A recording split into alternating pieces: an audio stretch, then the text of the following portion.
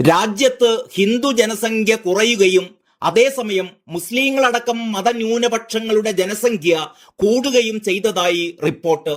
1950 2015 ഇടയിൽ ഹിന്ദു ജനസംഖ്യ 7.82% കുറഞ്ഞപ്പോൾ മുസ്ലിം ജനസംഖ്യ 43.15% ഉയർന്നത്.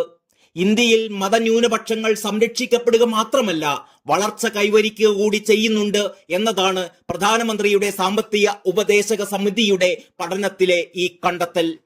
രാജ്യത്തെ ജനസംഖ്യയിൽ ഹിന്ദു ജനസംഖ്യ 1950 84.68% നിന്ന് 2015 78.06% കുറഞ്ഞു.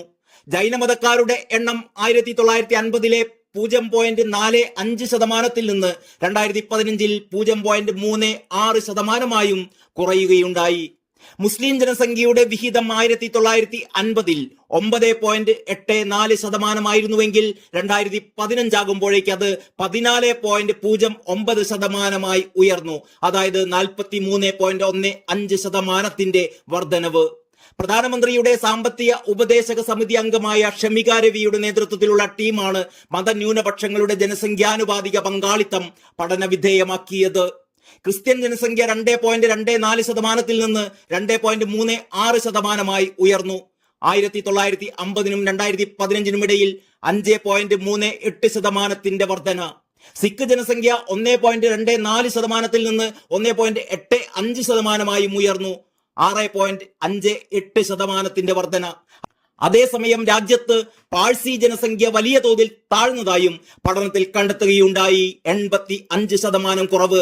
0.03% നിന്ന് 0.004% താഴ്ന്നു. ഇന്ത്യയിൽ ഭൂരിപക്ഷ മതത്തിന്റെ ജനസംഖ്യ കുറയുമ്പോൾ ബംഗ്ലാദേശ്, പാകിസ്ഥാൻ, ശ്രീലങ്ക, ഭൂട്ടാൻ, അഫ്ഗാനിസ്ഥാൻ എന്നീ രാജ്യങ്ങളിൽ നേരെ തിരിച്ചാണെന്നും പഠനത്തിൽ പറയുന്നു. ആ രാജ്യങ്ങളിൽ ന്യൂനപക്ഷ മതങ്ങൾ ചുരുങ്ങുകയും ഭൂരിപക്ഷ മതങ്ങൾ ജനസംഖ്യയിൽ വിപുലമാവുകയും ചെയ്യുകയാണ്. ഇന്ത്യയുടെ അയൽ രാജ്യങ്ങളിൽ നിന്ന് ന്യൂനപക്ഷ മതത്തിൽപ്പെട്ടവർ ഇവിടേക്ക് കുടിയേറിയതിൽ അത്ഭുതമില്ലെന്നും പഠനത്തിൽ പറയുന്നു. എല്ലാ മുസ്ലിം ഭൂരിപക്ഷ രാജ്യങ്ങളിലും ഭൂരിപക്ഷ മതത്തിൽപ്പെട്ടവരുടെ ജനസംഖ്യ ഉയരുകയാണ്. മാലദ്വീപ് മാത്രമാണ് ഇക്കാര്യത്തിൽ അപവാദം.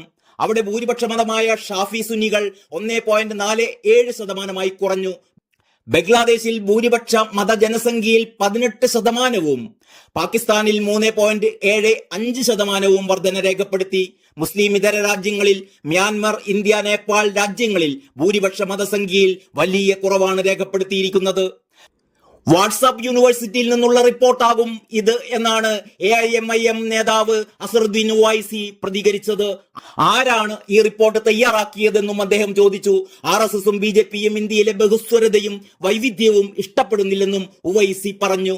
റിപ്പോർട്ടിന്റെ ചുവട് പിടിച്ച് BJP നേതാക്കൾ കോൺഗ്രസിനെതിരെ പ്രചാരണവുമായി രംഗത്ത് വന്നിരിക്കുകയാണ്.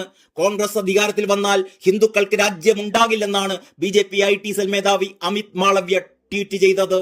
ഏതായാലും ഒരു കാര്യം ഉറപ്പാണ്, ഇന്ത്യയിൽ മതന്യൂനപക്ഷങ്ങൾക്കെതിരെ ഒരടിച്ചമർത്തലുമില്ല. അവർ സംരക്ഷിക്കപ്പെടുക മാത്രമല്ല വളർച്ച കൈവരിക്കുക കൂടി ചെയ്തിരിക്കുന്നു. News desk Kalakaumudi.